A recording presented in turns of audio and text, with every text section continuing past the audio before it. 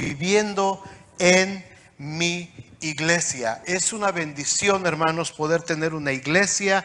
Es una bendición poder tener un lugar donde Dios nos habla, donde Dios se encuentra con nosotros, donde Dios empieza a ser una familia, a formar un grupo de cristianos que se entrelazan, que se aman, que se conocen, donde se empiezan a formar esas redes de hermandad en Cristo.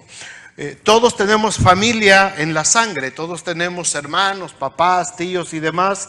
Los amamos, nos juntamos con ellos de vez en cuando y con unos nos llevamos bien, a lo mejor con unos no tan bien, ¿verdad? Pero eso es parte de la sangre. Y dicen por ahí, la sangre es más espesa que el agua, ¿no? Así es que tu hermano de sangre va a ser tu hermano toda la vida.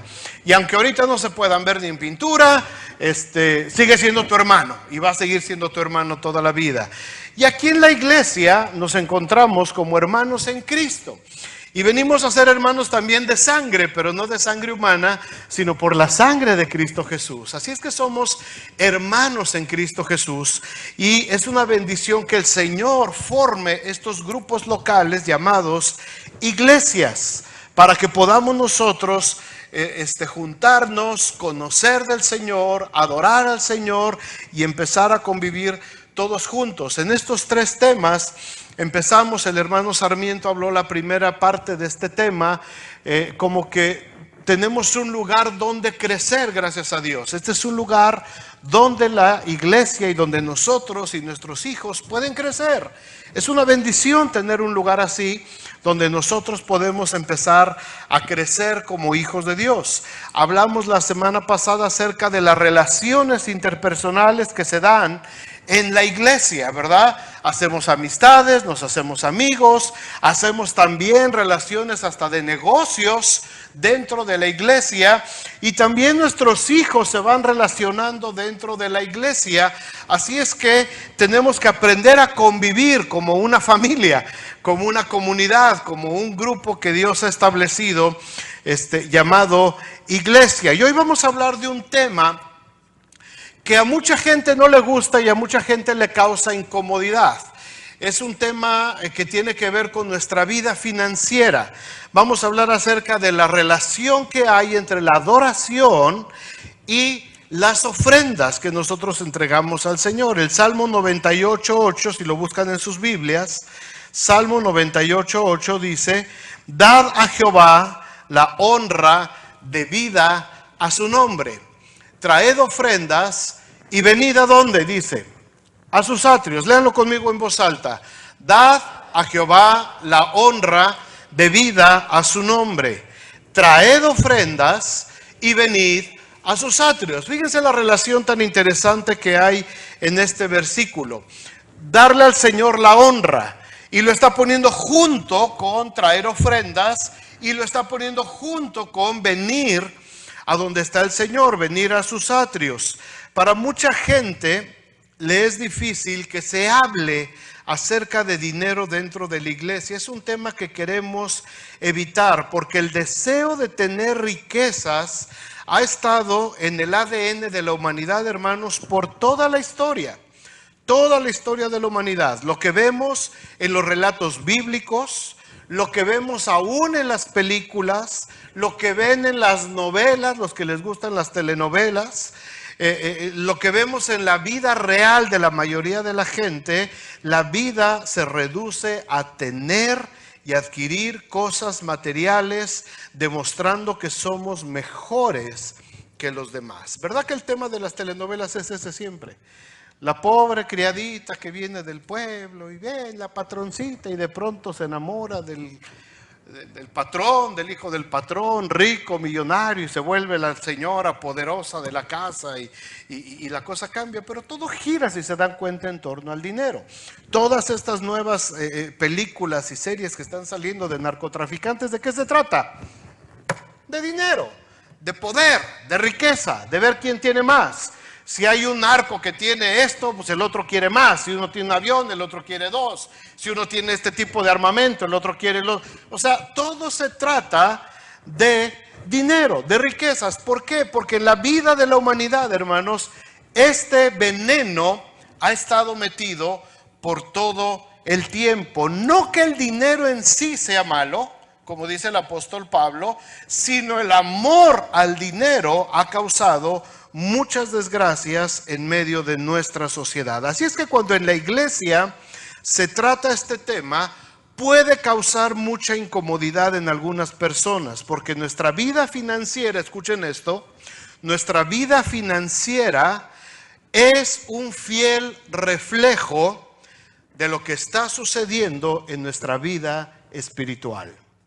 Mi vida financiera, la manera en que yo manejo mis finanzas, dice mucho de cómo estoy manejando yo también mi vida espiritual. ¿Por qué les digo esto? Miren, yo tengo más o menos 30 años de pastorear. 30 años de pastor en diferentes lugares. Y en 30 años me he dado cuenta que más o menos un 80%, el 80%, 8 de cada 10 matrimonios que vienen a consejería, el principal problema es el dinero. Ya sea porque tienen mucho dinero y se están peleando porque hay mucho dinero, o porque no hay dinero, porque no tienen lo suficiente para cubrir los gastos. Pero el 80% de los problemas matrimoniales en la consejería pastoral tienen que ver directa o indirectamente con el dinero. Hay mala administración en la pareja. Uno le gusta gastar mucho y el otro es medio ahorrador y el otro se enoja porque uno gasta y el otro quiere ahorrar y se dan ahí sus encontronazos. Hay esposas que no tienen ni la más remota idea de cuánto gana su esposo, de cuánto trabaja, cuánto gana, cuánto trae en la cartera, si le alcanza. Si... Hay esposas, yo no entiendo cómo, no lo concibo, pero hay esposas, aquí no, gracias a Dios, pero allá afuera, allá. Aquí los varones cristianos es otra cosa. Pero allá afuera hay esposas que no tienen idea de cuánto ganan sus esposos. No saben. Oye, ¿cuánto gana tu esposo? Pues es que no sé.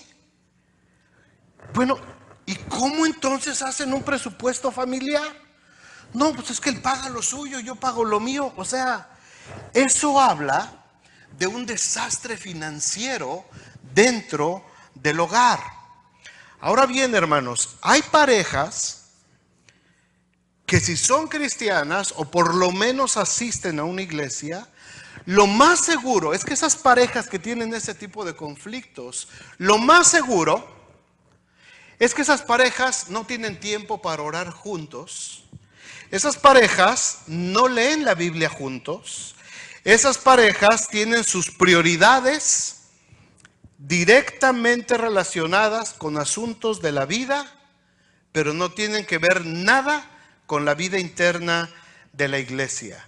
Por lo general, esas parejas que tienen ese desorden financiero están centradas en sí mismas, en lo que quieren lograr, en sus metas, en sus anhelos, y no están centradas en la vida interna de la iglesia.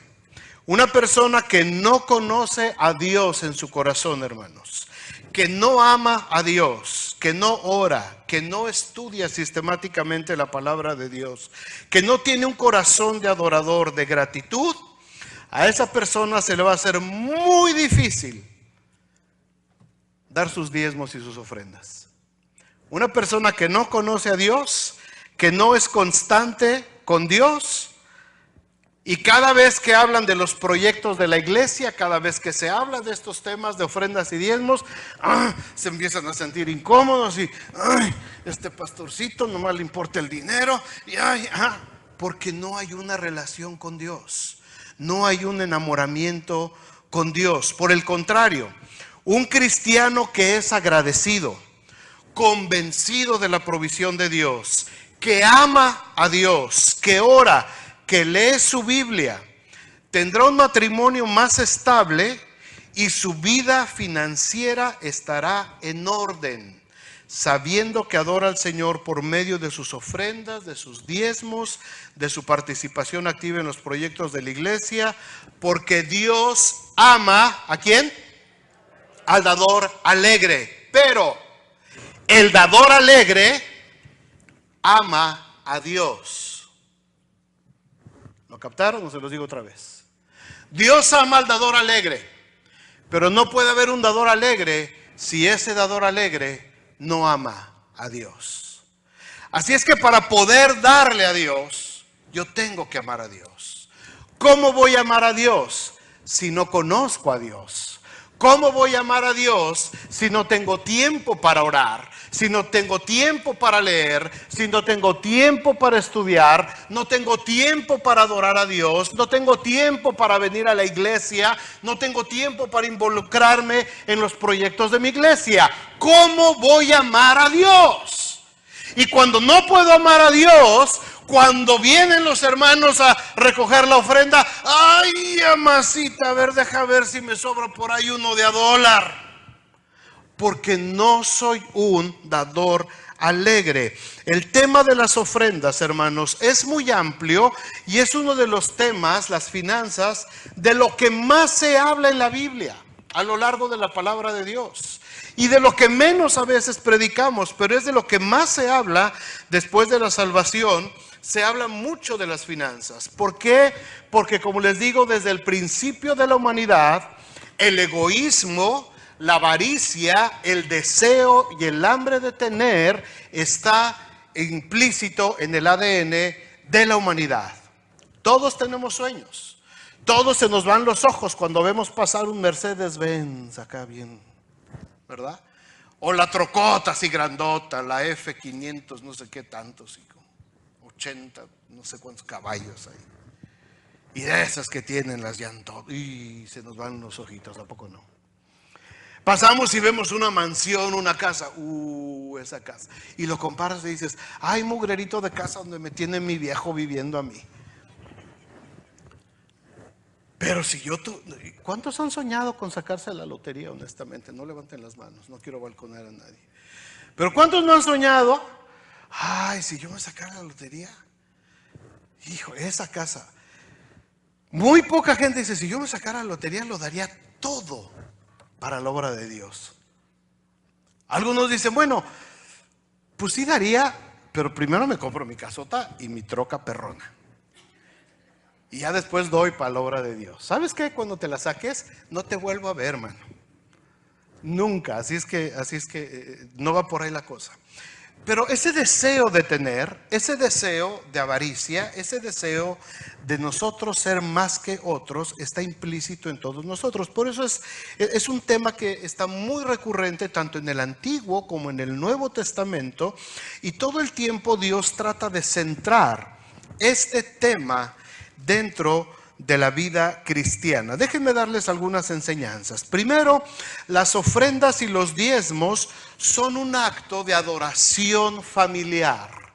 Las ofrendas y los diezmos son un acto de adoración familiar. Vayan conmigo al libro de Números, ahí en el Antiguo Testamento. El libro de Números, capítulo 7, se empieza a escribir el libro de Números cuando el pueblo de Israel, después de haber salido de Egipto 400 años de esclavitud, están en el desierto a punto de entrar a la tierra prometida. Dios les está dando las instrucciones de cómo deben de vivir, de cómo deben de organizarse en todas las áreas para poder vivir bien dentro de la tierra que Dios les estaba prometiendo, esa tierra nueva, ¿verdad? Esa tierra nueva para nosotros representa precisamente la vida dentro de nuestra iglesia.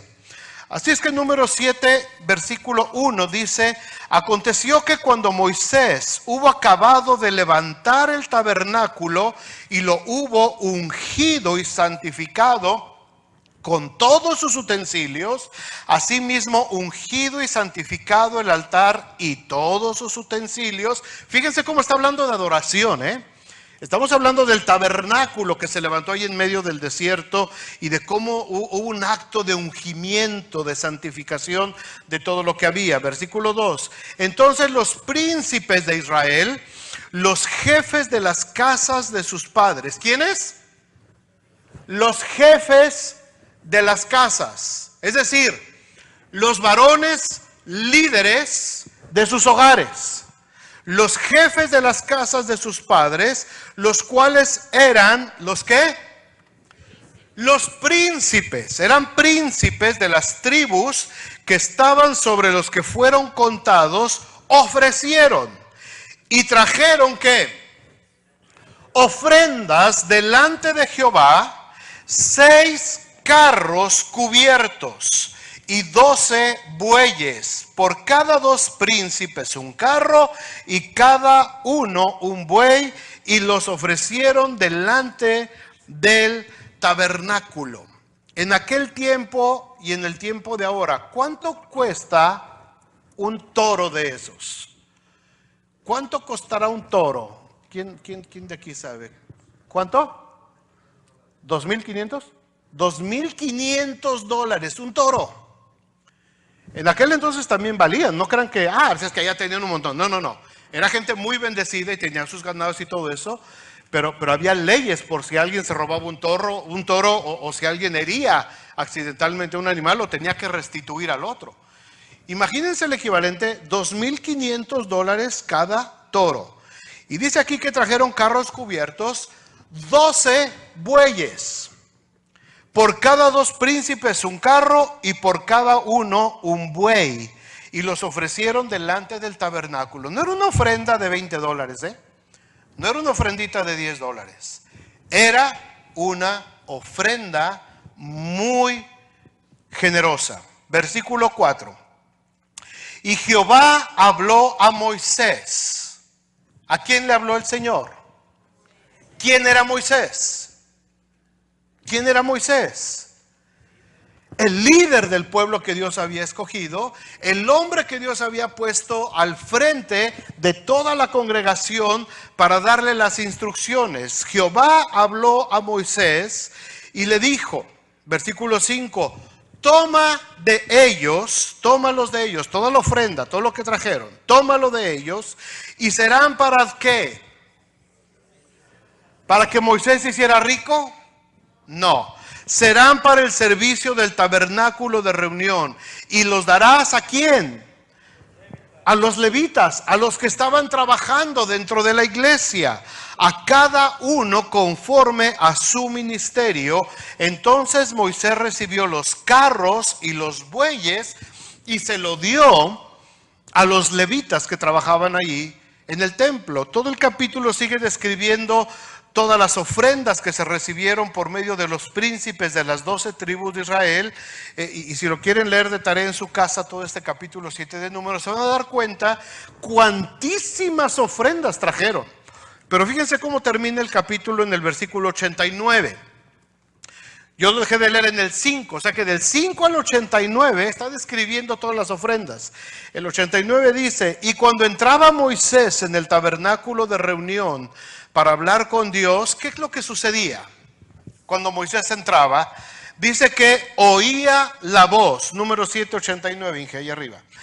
Oía la voz que le hablaba de encima del propiciatorio que estaba sobre el arca del testimonio, de entre los 2 querubines, y hablaba con él. Aquí vemos una relación directa, hermanos, entre el acto de presentar ofrendas por familias y el tiempo de comunión con Dios por medio de Moisés, que era el líder del pueblo.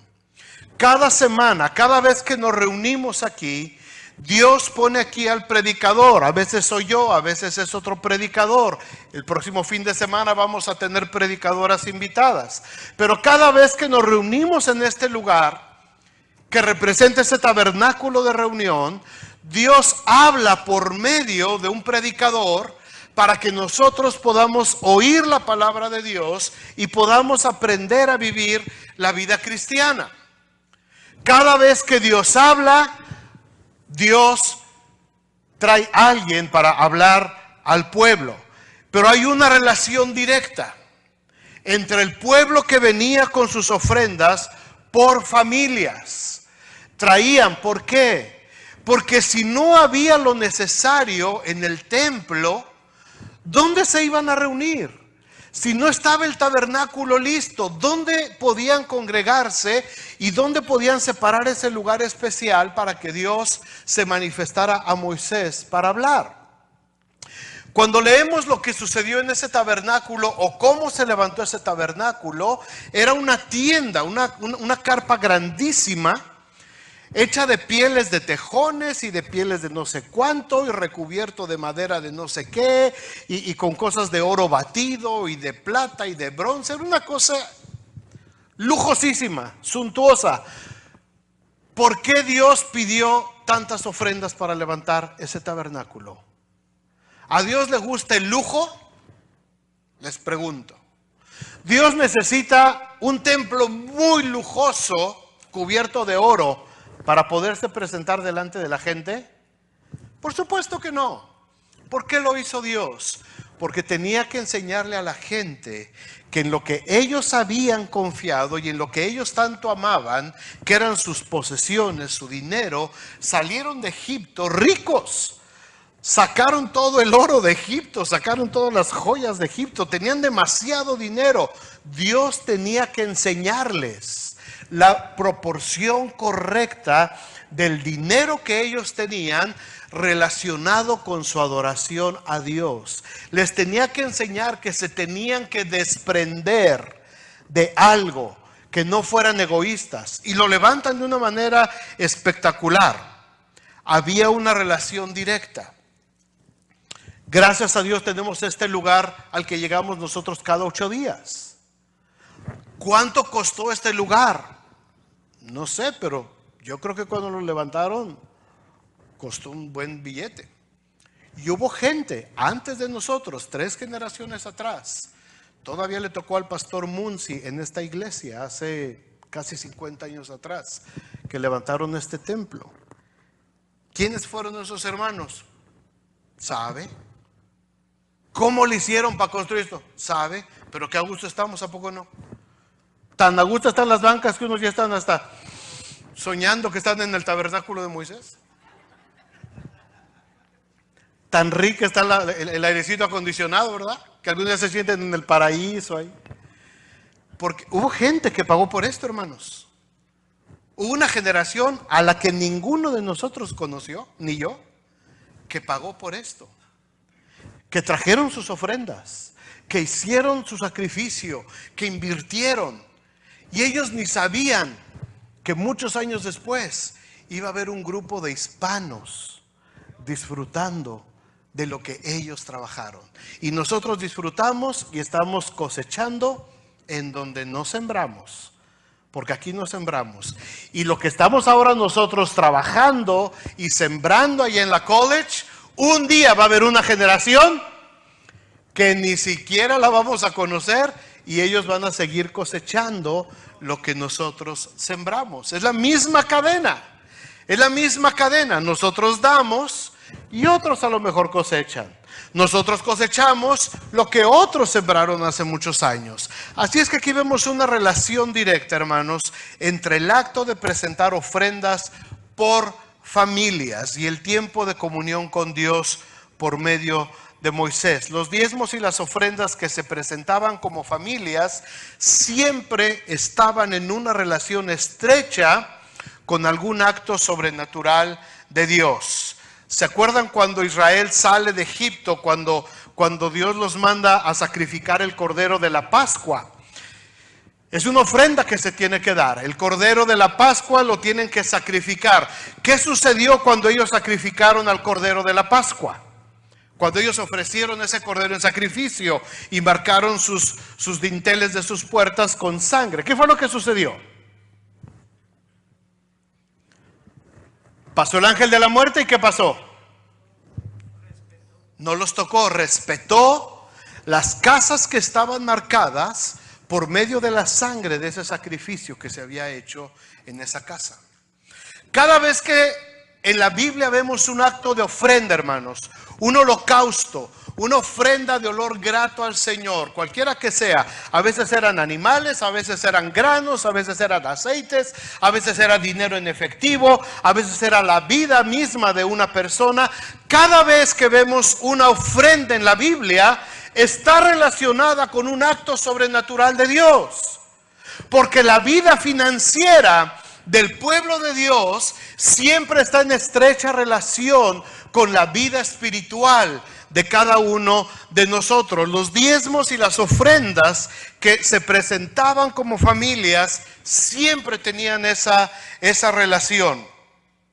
Una vez que se terminó el tabernáculo del desierto, vemos cómo todas las familias aquí empiezan a traer sus ofrendas. Hermanos, tenemos que enseñarles a nuestros hijos la bendición de ofrendar y diezmar, no como un acto religioso, sino como parte de nuestra adoración a Dios.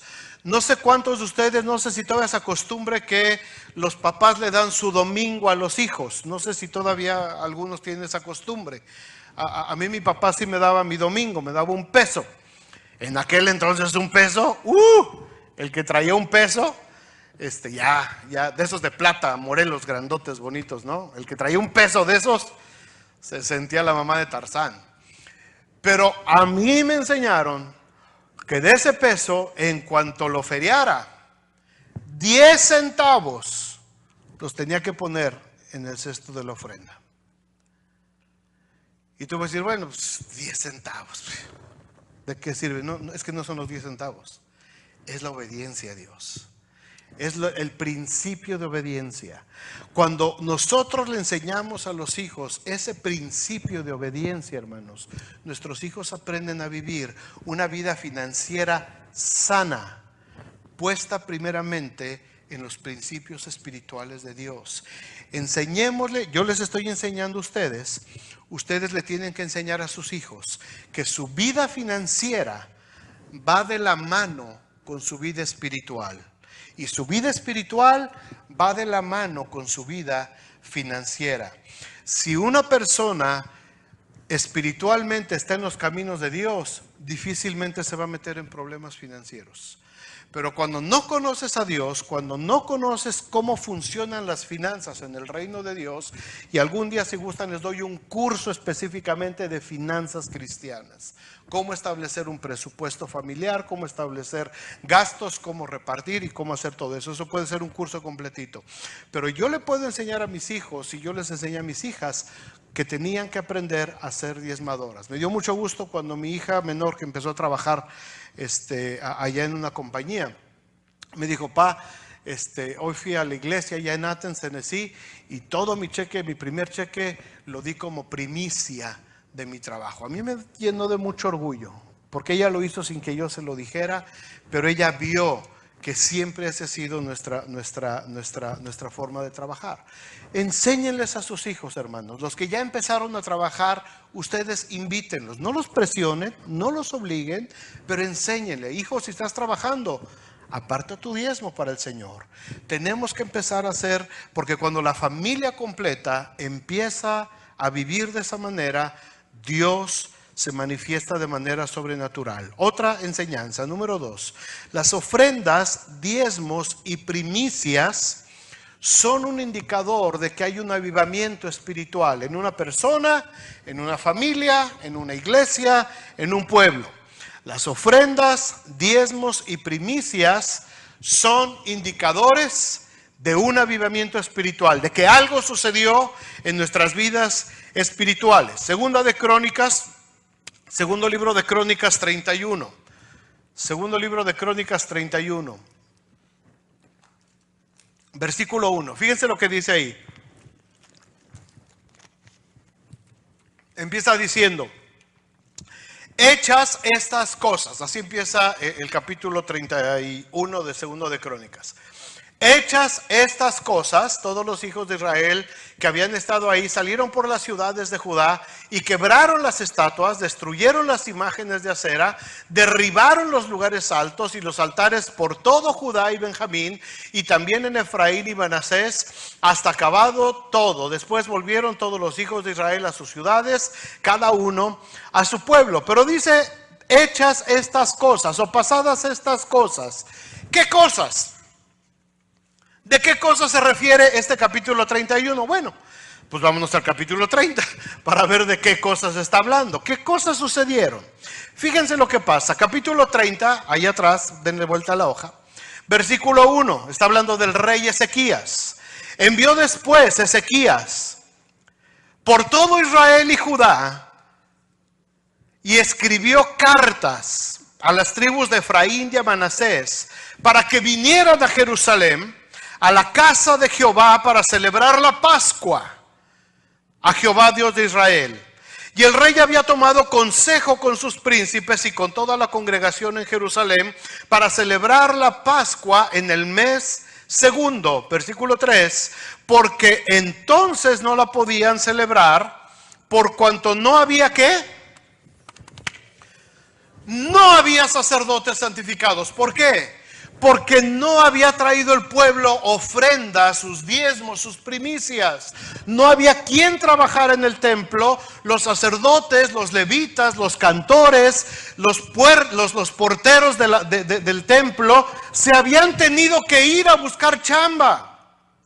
Dios había establecido en la ley que la tribu de Leví no se le iba a dar una heredad, que cuando se hiciera la repartición de tierra, de la tierra prometida, no se le iba a dar una heredad como tal al pueblo de Leví, a la tribu de Leví, porque todas las demás tribus tenían que cooperar y tenían que dar sus diezmos, y todos los levitas, donde estaban todos los sacerdotes, todos los levitas, todos los cantores, todos los porteros del templo, todos los que servían en la casa del Señor, que eran cientos de personas y de familias, todos tenían que vivir de lo que las demás tribus trajeran de diezmos y ofrendas. Fue instituido por Dios. Así lo instituyó Dios en su ley. ¿Por qué? Otra vez, los levitas no podían trabajar. Por supuesto que podían trabajar, pero Dios le estaba enseñando al pueblo. Dios los estaba metiendo en un nivel de riqueza que ellos nunca se habían imaginado. La tierra a la que estaban entrando era una tierra riquísima. Y Dios les tuvo que decir de antemano: ustedes se van a enriquecer, pero tienen que aprender a desprenderse y a no ser egoístas y a compartir. Por eso instituye el Señor toda la ley, y casi todo el libro de Levítico se la pasa hablando solamente de lo que eran las diferentes ofrendas que se deberían de dar. Pero cuando llegamos al reinado de Ezequías, cientos de años después, resulta que el pueblo se le había olvidado dar sus diezmos, que el pueblo se le había olvidado traer ofrendas, que el pueblo se había clavado todas las primicias, todos los primeros frutos de la tierra, se les había olvidado traerlos a la casa de Dios. Así es que los sacerdotes, los levitas, los cantores, los porteros tuvieron que irse cada uno a buscar chamba y a buscar un pedazo de tierra para vivir, porque no había alimento en la casa de Dios. No había alimento en la casa de Dios. ¿Y qué sucedía? No había quien les leyera la palabra de Dios, no había quien celebrara la Pascua, no había quien los santificara, no había quien los guiara espiritualmente, y el pueblo estaba vuelto detrás de la idolatría y detrás de los dioses de los otros pueblos paganos. ¿Por qué? Porque la nación se había olvidado de traer delante del Señor lo que el Señor había instituido. Versículo 3, porque entonces no la podían celebrar, por cuanto no había suficientes sacerdotes santificados, ni el pueblo se había podido reunir en Jerusalén. Se abandonó la casa de Dios, se abandonó el servicio, no había quien predicara la palabra de Dios, y cada quien se fue para su tierra. Y el pueblo cayó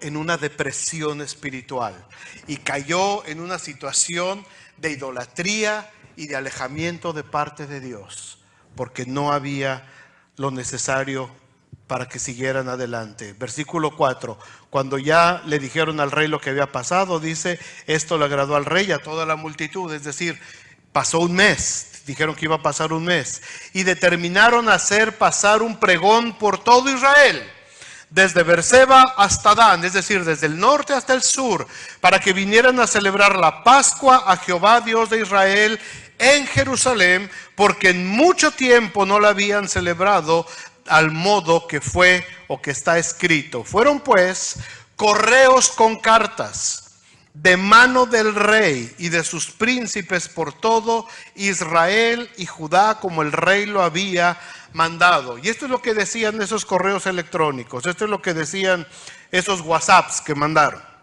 Hijos de Israel, volveos a Jehová, el Dios de Abraham, de Isaac y de Israel, y él se volverá al remanente que ha quedado de la mano de los reyes de Asiria. No seáis como vuestros padres y como vuestros hermanos, que se rebelaron contra Jehová, el Dios de sus padres, y él os entregó a desolación, como vosotros veis. No endurezcáis pues ahora vuestra cerviz como vuestros padres. Vuélvete y el Señor tendrá misericordia. Aquí hay un llamado al arrepentimiento, hermanos. Un llamado a volver al Señor. Un llamado que es el mismo espíritu que hay en la invitación que alguien nos hizo alguna vez para poder venir a esta iglesia y conocer a Jesucristo como el Señor y Salvador. A olvidarnos de nuestra vida pasada y volvernos a Dios. Alguien en un punto de nuestra vida nos dijo: mira, yo sé que tienes muchos problemas, yo sé que estás pasando situaciones difíciles, pero hay alguien que te puede ayudar. Vuelve tu corazón a Dios, vuelve tu corazón a Jesucristo, vuelve tu corazón al Rey de Reyes, y el Señor va a solucionar tu matrimonio, el Señor va a solucionar a tus hijos, el Señor te va a traer paz, el Señor te va a quitar esa tristeza, el Señor te va a sacar de la depresión. Alguien nos los dijo, amén. Alguien nos los dijo y nosotros lo escuchamos. Y entonces vino un avivamiento dentro de nosotros, un avivamiento espiritual. Alguien nos los dijo. El rey Ezequías mandó correos por toda la nación. Imagínense. No había la tecnología de hoy, por supuesto. Eran correos a mano. Cartas copiadas una por una a mano, y gente que iba de pueblo en pueblo leyendo las cartas del rey. Se tardaron meses. Versículo 10. Pasaron pues los correos de ciudad en ciudad por la tierra de Efraín y Manasés hasta Zabulón, y unos que se reían, mano, y se burlaban de la gente que leía la carta, de la gente que estaba llamando a la nación al arrepentimiento. Se burlaban y se reían de ellos. Mucha gente, hermanos, se va a burlar de nosotros y no nos va a querer oír. Hermanas que están yendo los sábados a predicar a las tiendas, muchos se van a burlar, muchos no los van a querer oír, pero nosotros tenemos que seguir pasando el mismo mensaje. Versículo 11. Con todo eso, algunos hombres de la tribu de Aser, de la tribu de Manasés, de la tribu de Zabulón, ¿qué pasó? Se humillaron, escucharon el mensaje y vinieron a Jerusalén. En Judá también estuvo la mano de Dios para darles un solo corazón para cumplir el mensaje del rey y de los príncipes conforme a la palabra de Jehová. Y se reunió en Jerusalén mucha gente para celebrar la fiesta solemne de los panes sin levadura en el mes segundo. Una vasta reunión, es decir, muchísima gente. Ahora en el versículo 14 y 15 hay una secuencia interesante. Primero, versículo 14. ¿Qué fue lo primero que pasó? Levantándose, ¿qué hicieron? Quitaron la idolatría. Se levantaron y quitaron la idolatría que había en Jerusalén. Quitaron también todos los altares de incienso y los echaron al río, al torrente de Cedrón. Era un río poderoso que pasaba por ahí. Lo primero que hacen, cuando Dios habla, cuando Dios da testimonio a tu vida, cuando viene un avivamiento espiritual a tu vida, lo primero que haces, desechas todo lo que no le agrada a Dios. Sacas de tu vida la idolatría, Sacas de tu vida la rebelión, sacas de tu vida el pecado, sacas de tu vida la ira, la venganza, sacas de tu vida el rencor, sacas de tu vida todos los malos pensamientos que no le agradan a Dios, sacas toda la idolatría de tu vida. Versículo 15, la segunda cosa que hicieron, entonces sacrificaron la Pascua a los 14 días del mes segundo, y los sacerdotes y los levitas, llenos de ¿qué? Estaban avergonzados los levitas. ¿Por qué estaban avergonzados?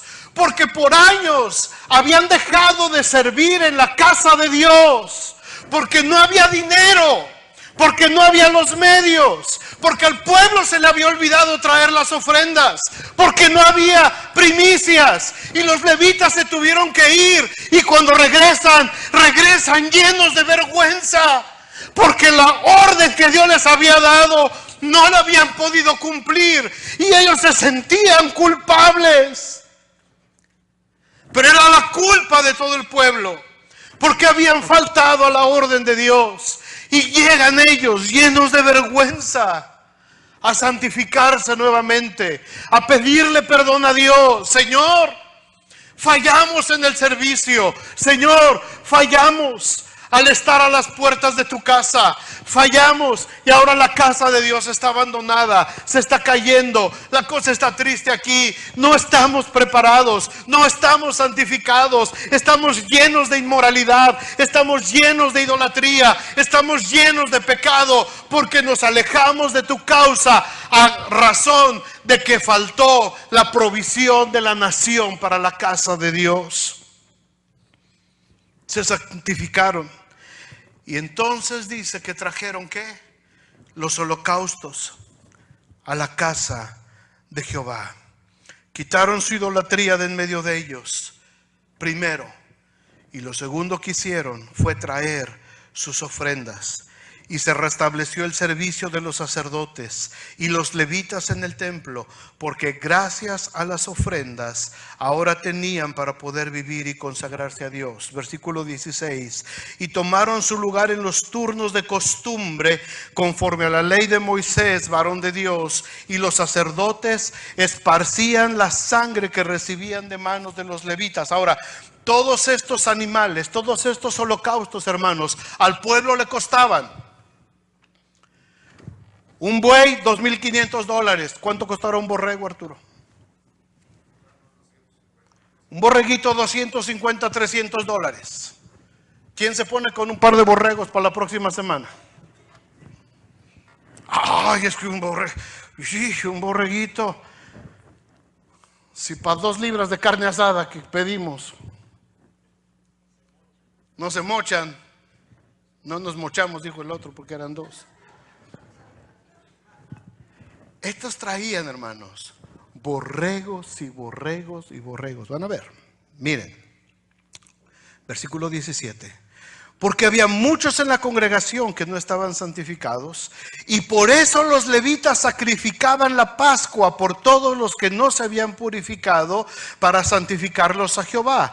Porque una gran multitud del pueblo de Efraín y de Manasés y de Isaacar y de Zabulón no se habían purificado, y comieron la Pascua no conforme a lo que está escrito. Mas Ezequías oró por ellos, diciendo: Jehová, que es bueno, sea propicio a todo aquel que se ha preparado su corazón para buscar a Dios, a Jehová Dios de sus padres, aunque no esté purificado según los ritos de purificación del santuario. Y oyó Jehová a Ezequías y sanó al pueblo, los perdonó, porque habían pasado por todo eso de inmoralidad. Así los hijos de Israel que estaban en Jerusalén celebraron la fiesta solemne de los panes sin levadura por 7 días, con grande gozo, y glorificaban a Jehová todos los días. Ay, mañana lunes otra vez hay culto, y el martes tenemos que ir a los varones, y el viernes hay que estar aquí para el congreso.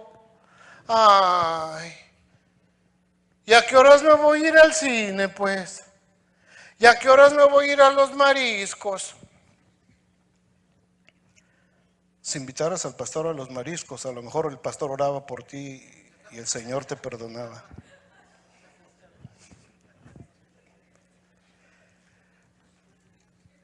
7 días. ¿Con qué? Con grande gozo. Como el que está en la cara de todos ustedes. Grande gozo. 7 días. Y glorificaban a Jehová todos los días, los levitas y los sacerdotes, cantando con instrumentos resonantes a Jehová, con la alabanza. Ahí vamos a ensayar el lunes. Y a poco también vamos a ensayar el jueves para el Congreso. Y habló Ezequías, versículo 22, al corazón de todos los levitas que tenían buena inteligencia en el servicio de Jehová. Y comieron de lo santificado, de lo sacrificado en la fiesta solemne por 7 días, ofreciendo sacrificios de paz y dando gracias a Dios por sus padres. Y toda aquella asamblea determinó que la fiesta fuera, ¿por qué? ¿Qué tal? Y algunos están, y ya son las 3.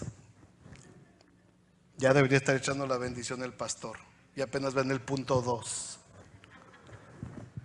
Toda la asamblea determinó, porque había gozo en el corazón, porque estaban celebrando a Jehová, porque estaban escuchando la voz del Señor a través de los sacerdotes, a través de los levitas. Veían cómo los instrumentos se levantaban, las trompetas, los salterios, las arpas.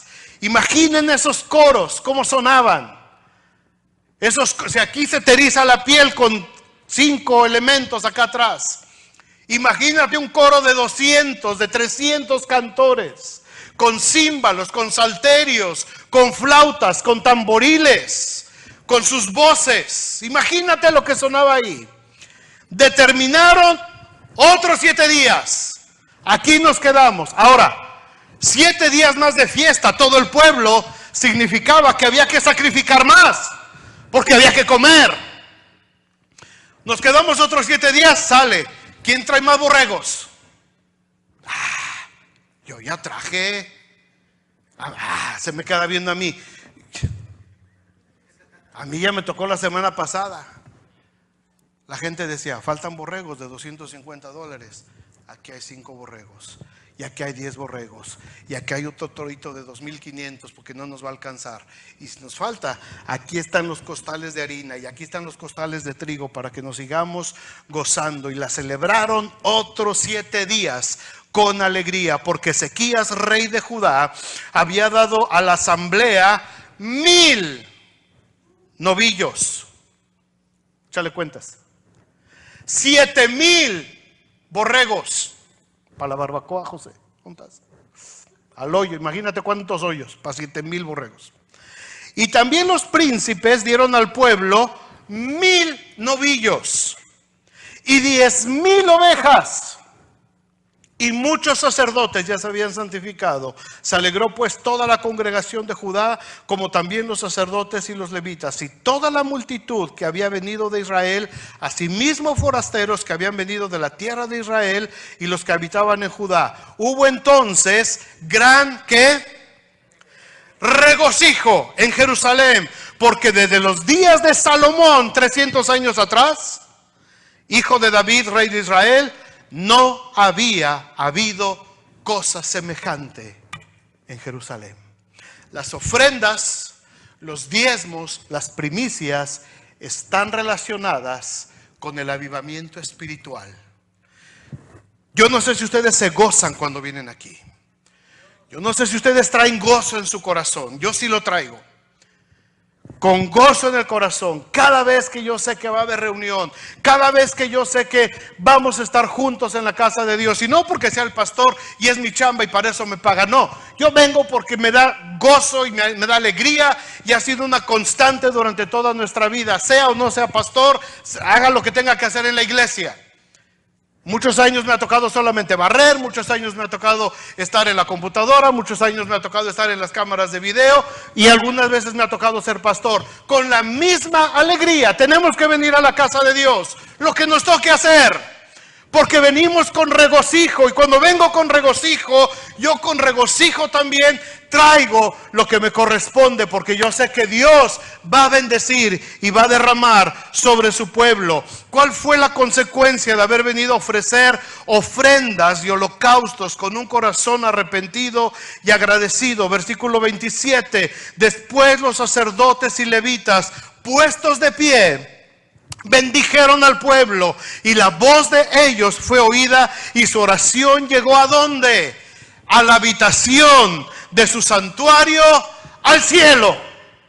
¿Por qué? Porque hubo gozo, porque había alegría, porque hubo avivamiento, porque la gente se desprendió de lo que tenía, de lo que Dios le había bendecido, y se hizo una gran fiesta, y la voz del pueblo y de los levitas fue oída en el santuario, en el cielo. La gente se fue contenta, dice la escritura, los siguientes versículos. La gente se fue contenta, agradecida a sus casas, pero la cosa no paró ahí.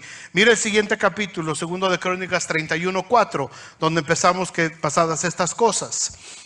31:4 dice: mandó también al pueblo que habitaba en Jerusalén que diese la porción correspondiente a los sacerdotes y levitas para que ellos se dedicasen a la ley de Jehová. Y cuando este edicto fue divulgado, los hijos de Israel dieron muchas primicias de grano, vino, aceite, miel y de todos los frutos de la tierra.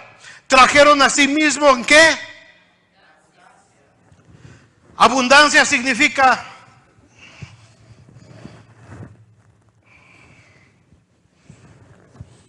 no.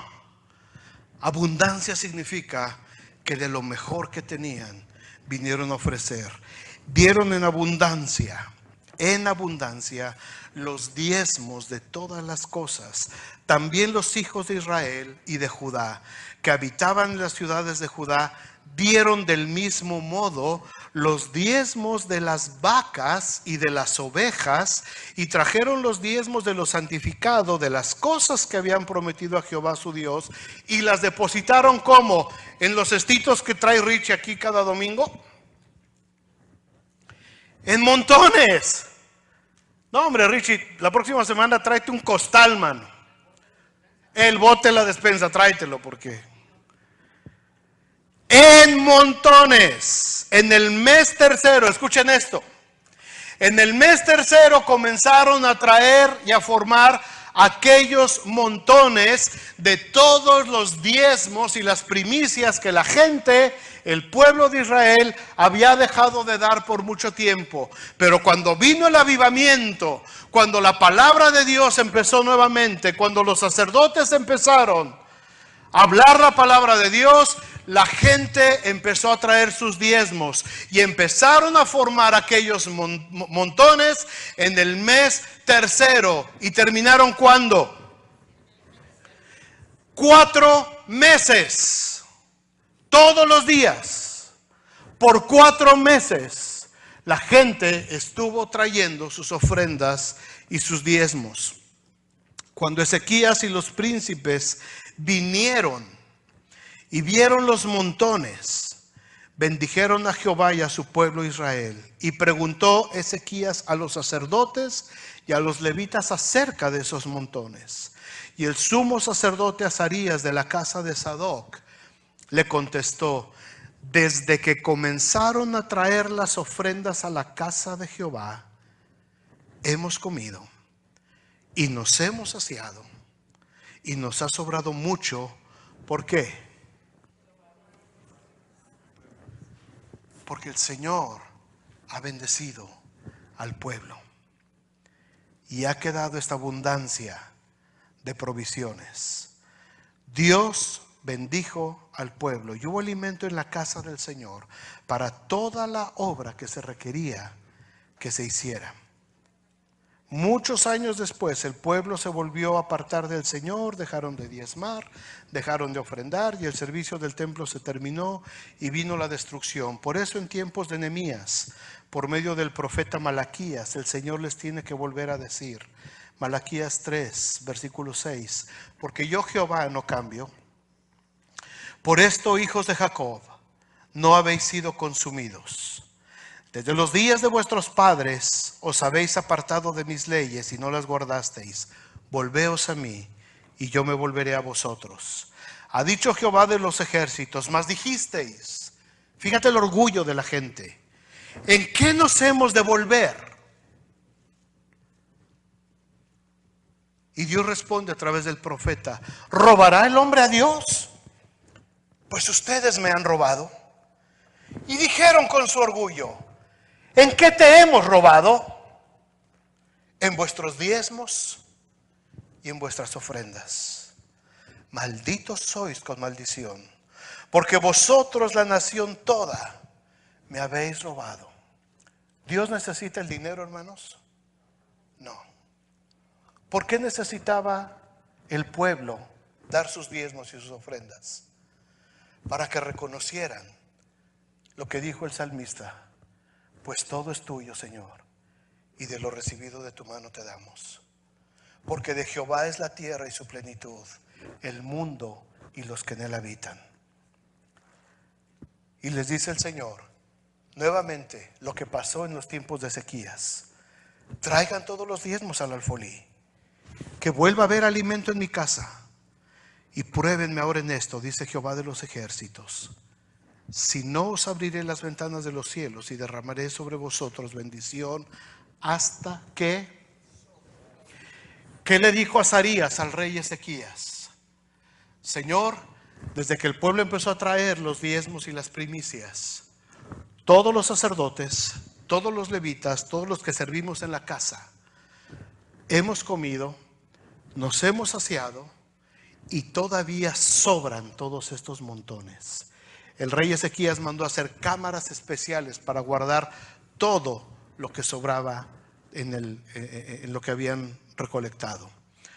Yo les voy a dar bendición hasta que sobreabunde. Y no solamente eso, reprenderé también por vosotros al devorador, y no os destruirá el fruto de la tierra, ni vuestra vida en el campo será estéril, dice Jehová de los ejércitos, y todas las naciones os dirán bienaventurados, porque seréis tierra deseable, dice Jehová de los ejércitos. ¿Qué significa esto? ¿No te alcanza el dinero del cheque? Por supuesto que no, porque le robas a Dios. ¿Trabajas y trabajas y no ves la tuya? Por supuesto que no. Pero cuando dice el Señor, obedece, cumple, que se establezca el orden de mi casa primero, y entonces yo voy a reprender al devorador, al que te está robando tu dinero, a esos intereses que te están matando en las tarjetas de crédito. Yo voy a reprender a aquel que te está quitando tu sueldo. Yo voy a reprender por ti a aquel jefe que está abusando de ti y que te está pagando menos de lo que te tiene que pagar. Yo lo voy a hacer, pero primero trae el alimento a mi casa.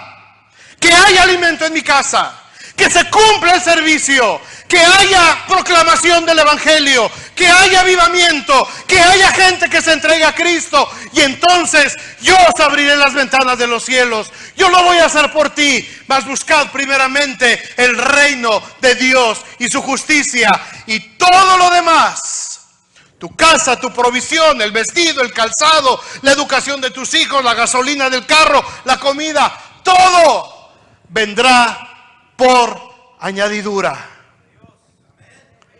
La adoración a Dios, el buscar su rostro, estar en su casa, hermanos, está relacionado directamente con nuestra actitud de ofrendar y diezmar al Señor, con un corazón alegre, con una profunda convicción, no por tristeza ni por necesidad, porque Dios ama al dador alegre. Y el dador alegre ama a Dios.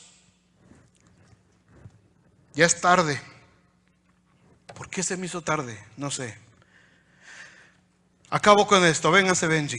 Déjeme darle rapidito algunos pensamientos equivocados respecto a las ofrendas y diezmos. Hay muchos ejemplos bíblicos, temas respecto a las ofrendas, hermanos, tanto en el Antiguo como en el Nuevo Testamento, que podríamos hacer toda una serie de mensajes hablando solamente de esto, pero alguna vez lo haremos. Déjenme decirles solamente algunos conceptos equivocados que mucha gente tiene en las iglesias respecto a este tema. Son algunos pensamientos. Alguien piensa, por ejemplo, si yo doy mi diezmo, no me va a alcanzar para mi semana. Es todo lo contrario.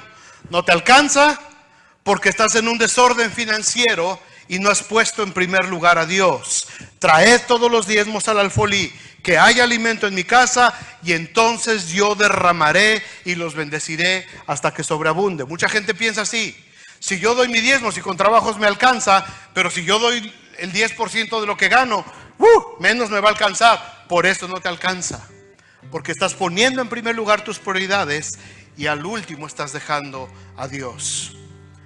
Otro pensamiento que mucha gente tiene es que gano mucho y el diezmo es mucho lo que tengo que dar. Así es que pues mejor nomás doy $20, porque gano 1,500 y ay no, 150 dar a la iglesia, 100, no, con eso puedo comprar muchas cosas. El diezmo es el mismo, ganes $2,000 o ganes $200. Es exactamente lo mismo. Es la proporción. Es la proporción. Es proporcional. Si le escatimas a Dios lo que es suyo, te conviertes en un dador triste y entonces estás echando solamente de lo que te sobra. Otro pensamiento: al pastor nomás le gusta que le demos y que le demos. Al pastor nomás habla de dinero, nada más le importa el dinero. Es cierto que hay muchos pastores que se han enriquecido a costa de sus iglesias de manera inmoral. Es cierto, yo he visto a muchos.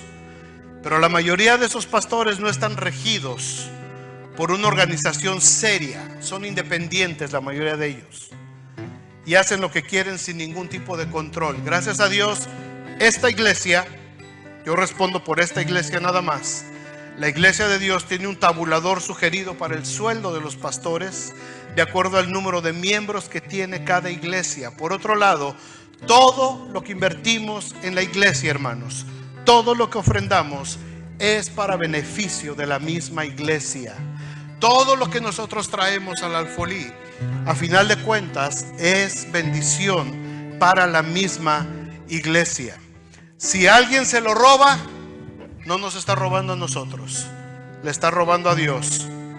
Y cosa difícil es meterse con Dios. Otro pensamiento: he estado dando y dando y no veo que me llegue más. Me prometieron que si daba $1, el Señor me iba a dar 2. Y ya llevo mucho tiempo dando y dando y no me llega nada. Muchos pastores han dado una enseñanza totalmente incorrecta y en base a la manipulación, diciéndole a la gente que pacten con Dios, que decreten con Dios, porque les va a regresar más. Hermanos, Dios no es una bolsa de valores. Dios tampoco es una casa de prestamistas. Mucha gente gana o da con una motivación incorrecta. No damos para que se nos dé más. Damos por gratitud. Damos como un acto de adoración. Y podemos decir como Pablo: sé tener y sé no tener. Sé lo que es tener hambre y sé lo que es estar satisfecho. Con todo y para todo he sido enseñado, todo lo puedo en Cristo que me fortalece. Muchas veces, siendo pastores, mi esposa y yo, no en esta ciudad, en otros lados, desde México, muchas veces no tuvimos para comer, siendo pastores, porque la gente no traía los diezmos al alfolí y no había alimento en la casa de Dios. Y nosotros muchísimas semanas quedamos sin sueldo. Nunca el Señor nos dejó, jamás. Y lo poquito que nos llegaba alguien a ofrendar, nosotros lo invertíamos inmediatamente en la obra de Dios. Nunca, jamás nos quedamos sin comer. Nunca mis hijas supieron lo que fue tener hambre, porque nosotros le creímos a Dios, porque decidimos creerle a Dios y porque Dios siempre respaldó la fe con la que nosotros le honramos. El pastor debería de exigirle más a la iglesia que diezme. El exigir o el controlar lo que la gente diezma, mis amados hermanos, no sirve de nada. Muchos pastores lo hacen, pero aquí yo prefiero enseñarles el camino del agradecimiento y de la convicción. Cuando amas a Dios, cuando pones en orden tus finanzas, será más fácil convertirte en un diezmador convencido de que la obra de Dios debe de alcanzar a mucha gente. No lo queremos hacer por obligación, sino por convicción. Para mucha gente, sin duda, hermanos, este tema es controversial. Para muchos les va a doler, pero es una verdad bíblica. Una vida financieramente estable refleja una vida espiritual. Aquí hemos estado muy, gracias a Dios, completos. Gracias, Noé. Échame mis patas, man. Gracias. El viernes que hablábamos con los servidores, yo les daba un reporte de cómo están las finanzas de la iglesia, y esto yo lo tenía planeado desde hace mucho tiempo. El promedio de diezmos que nosotros damos es de $18 por persona. Más o menos hay 120 personas aquí que trabajamos, y el promedio es de $18 de diezmos por persona. ¿Qué significa eso? ¿Qué significa eso? Que solamente unos poquitos han entendido la bendición, la responsabilidad de sostener la obra de Dios. No al pastor, a la obra de Dios. Porque el presupuesto de la iglesia es muy extenso, son muchas cosas. Yo quisiera tener más gente trabajando de tiempo completo, no se puede. Yo quisiera tener más ayudantes, más gente involucrada, full time. Hay mucho trabajo, no se puede, no hay. Pero Dios lo va a hacer. Yo lo que quiero, hermanos, es que cada uno tenga una convicción. En base a esta enseñanza, es una bendición vivir dentro de la iglesia. Es una bendición. Somos bendecidos al estar aquí. Somos bendecidos. El Señor hizo a una generación atrás de nosotros hacer todo esto. Y el Señor lo está haciendo ahora con nosotros en aquel edificio.